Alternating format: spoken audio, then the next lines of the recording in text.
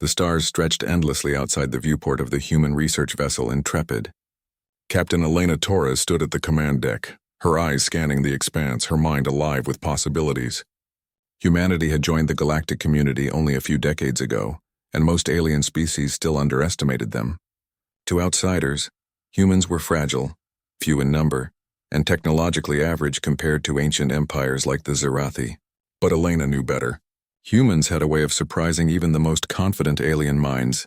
"Captain, we're approaching the uncharted system Zeta-9, reported Lieutenant Ramesh, her communications officer, eyes fixed on the holographic display of planets orbiting a distant sun. Sensors show nothing unusual. No life, no structures. Just barren rock. Elena's lips pressed together. Barren doesn't always mean empty. Prepare an exploration shuttle. I want a full surface survey. Let's see what secrets this system hides." The shuttle's engines hummed softly as it detached from the Intrepid. On board, Elena and her small team of scientists descended toward the largest planet, a dry, rocky world that appeared lifeless from orbit. Dust storms swirled across its surface, and jagged mountains cast long shadows under the dim sun. The humans moved with careful precision, scanning for anomalies and hidden structures. Hours passed without a hint of life or activity. Then, in a narrow canyon nestled between cliffs, sensors detected a faint energy signature. It was subtle, almost imperceptible, but consistent. Elena's pulse quickened. "Whatever this is," she said to her team, "it's hiding something. Let's investigate." They followed the signal deeper into the canyon and discovered a partially buried structure, its architecture unlike anything the humans had seen. Smooth, reflective surfaces curved impossibly, and strange symbols adorned the walls. The energy reading spiked as they approached, centered on a chamber deep within. Inside, they found shelves of crystalline storage devices glowing faintly. Ancient records, it seemed, left behind by a civilization long gone. Dr. Lin, the ship's xenohistorian, examined the nearest crystal. These are archives. I've never seen data encoded this way, but I can access it. If these records are intact, we could learn secrets older than most known civilizations." Elena nodded. "Do it, Lin, carefully. We don't know what we're dealing with." Minutes turned into hours as the team decrypted the data. Then slowly, a truth emerged, a revelation that would change everything humans thought they knew about the Zerathi. "The Zerathi," Lin said finally, eyes wide. "They're not just powerful. They're masters of control. Every enslaved species they dominate is linked through a psychic network. It allows them to coordinate fleets, manage production, and maintain obedience across thousands of worlds. No one has ever found a weakness. Until now." Elena leaned forward. "What do you mean, until now?" Lin held up the crystal. "Humans. Our brainwave patterns naturally interfere with the Zerathi psychic network. Subtle, almost undetectable. But if we apply the right frequency, we could disrupt their coordination. The archives even hint at ways to amplify the effect." The team fell silent. This was unprecedented. For centuries, the Zerathi had been untouchable, feared by all.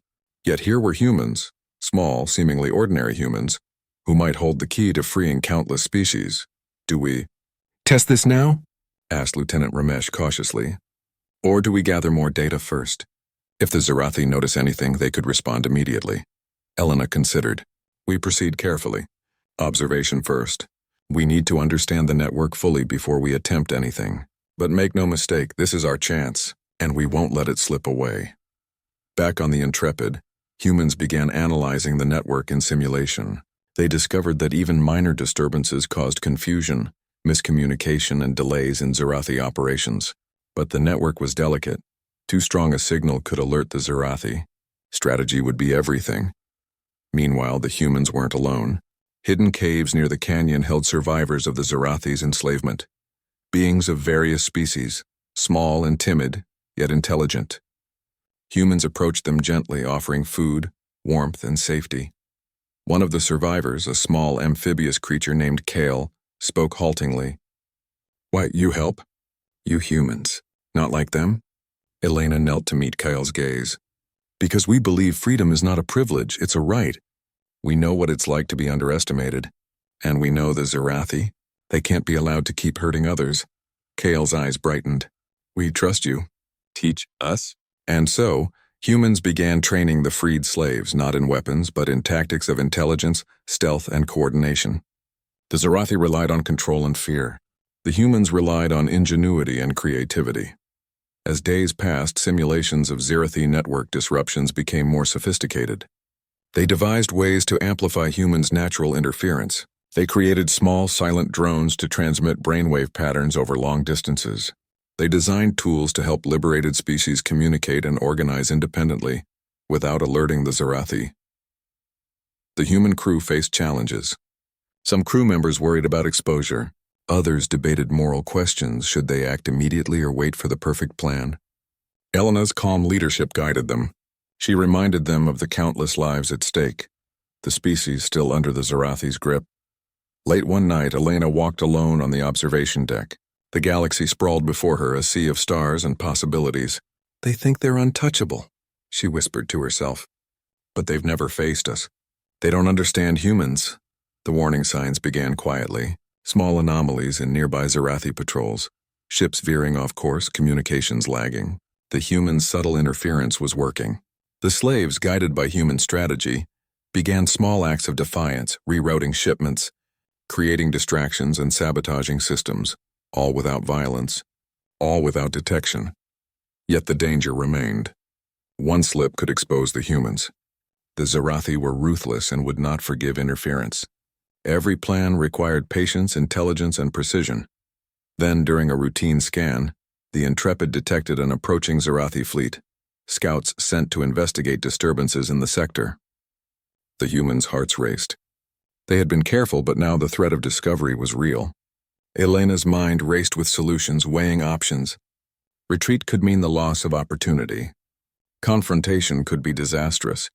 But in true human fashion, she sought a third way, a path that relied not on force but on cleverness.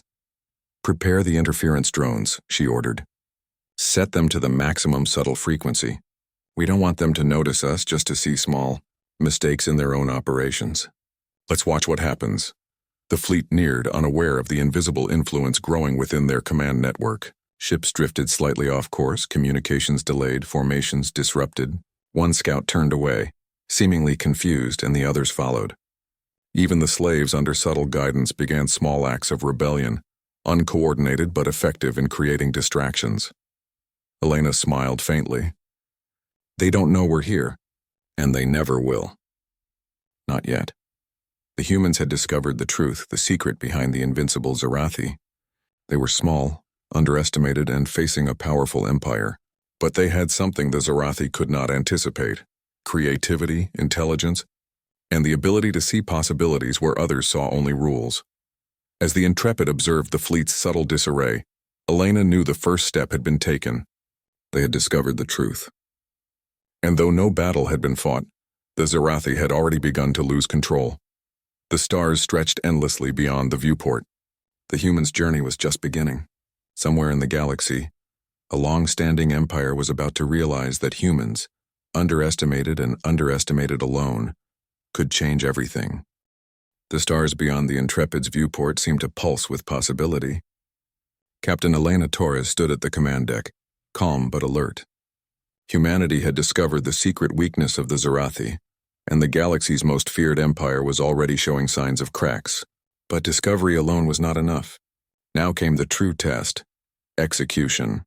The Zarathi fleet, confident in its power, patrolled the nearby systems.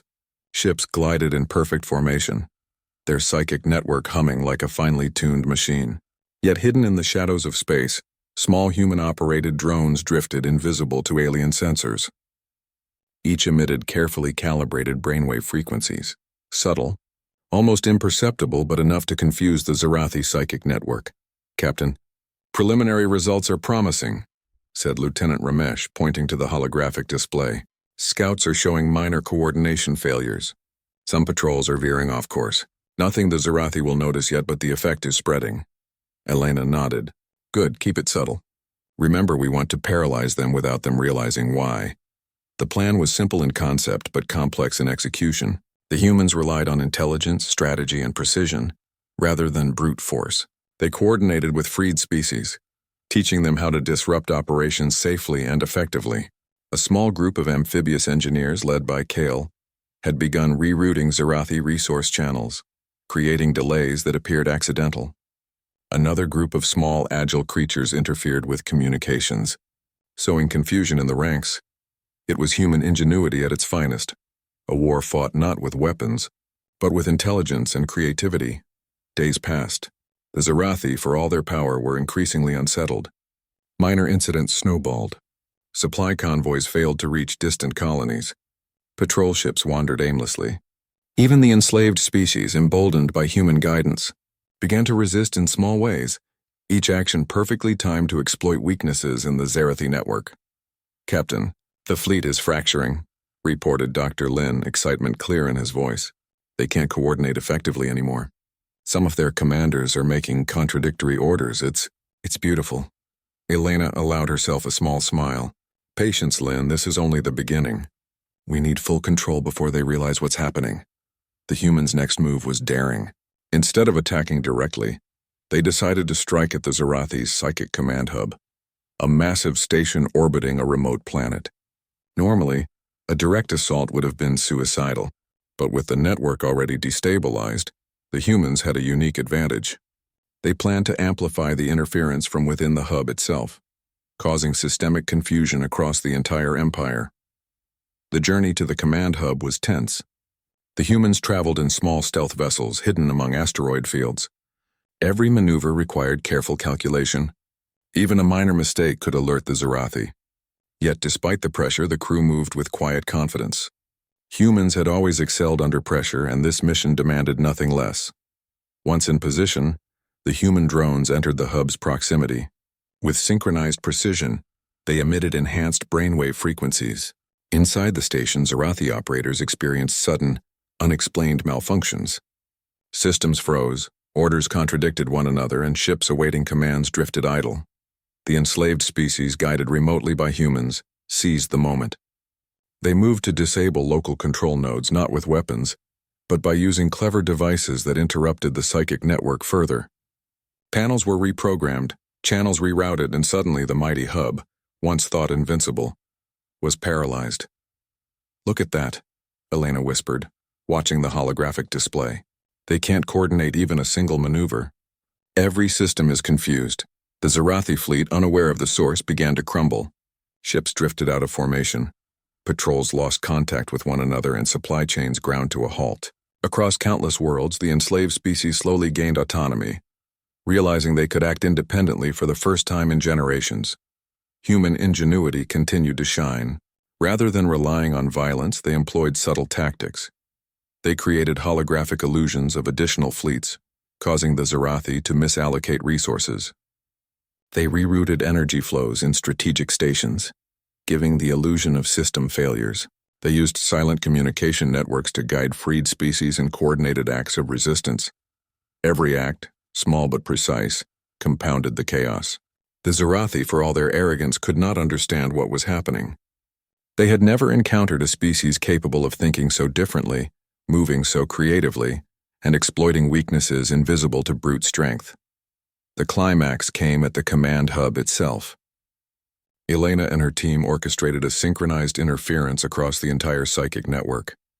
Humans, acting like conductors of an invisible symphony, aligned their brainwave emissions perfectly. The result was instantaneous. Ships froze in mid-space, communications cut, and for the first time, the Zarathi leadership experienced fear. "Captain, the hub's failing completely," said Ramesh. "Orders are impossible to follow. The fleet, it's falling apart." Elena's gaze was steady. "Prepare for Phase 2. Guide the liberated species to secure key stations. We finish this without firing a single destructive shot." Across multiple worlds, the enslaved populations, guided by humans, disabled weapon systems, released prisoners, and reclaimed control of cities and stations. The Zarathi leadership, trapped in a collapsing network, found themselves powerless. Their empire, once absolute, unraveled from within, not through explosions, but through intelligence, coordination, and strategic interference. When the dust settled, the humans and their allies had achieved the impossible. The Zarathi, feared across the galaxy, were defeated without a conventional battle. Ships were abandoned, stations reclaimed, and enslaved species celebrated freedom for the first time in generations. Elena looked over the liberated city on one of the former Zarathi colonies. Kale approached her, eyes wide with awe. You, humans, you saved us. Not by weapons, not by force. By thinking, by planning, by being clever. Elena smiled softly. That's what humans do. We face challenges. We find solutions, and we never give up. Even when the odds seem impossible. The freed species cheered, not only for their liberation, but for the humans who had guided them. Across the galaxy, tales of humanity's ingenuity spread quickly. Stories emphasized something aliens had long underestimated: humans' ability to adapt, think creatively, and unite in ways no empire could anticipate. Back on the Intrepid, the crew gathered for a moment of quiet reflection. The galaxy had changed forever. They had faced the greatest empire known to countless civilizations and triumphed. Captain, said Dr. Lin, they'll never forget this. Humans, they'll be remembered not for strength but for their brains, their creativity, and their courage. Elena nodded. And that's how it should be remembered. Power isn't just in weapons. It's in understanding, in strategy, in the will to do what's right. We've done something today that will echo across the stars. Even as they celebrated, Elena knew their work was far from over. Countless species still needed guidance, still needed protection. But humanity had proven a simple truth. Even the mightiest empire could fall to intelligence, creativity, and courage. The Intrepid prepared to depart, carrying its crew and its message across the stars. Humanity had discovered the truth about the Zarathi, and the galaxy had never seen anything like them before.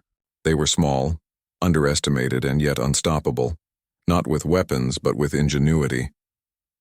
As the stars stretched into infinity, Elena looked forward with determination. We've won this battle, she whispered. But there are more battles ahead. And humanity. We're ready for all of them. And so the humans departed, leaving behind liberated worlds, grateful species, and a galaxy forever changed. The Zarathi, the most feared slavers in history, had fallen, not by war but by being outsmarted. And humanity had proven once again that no empire, no matter how powerful, could withstand the ingenuity, courage, and unity of humans.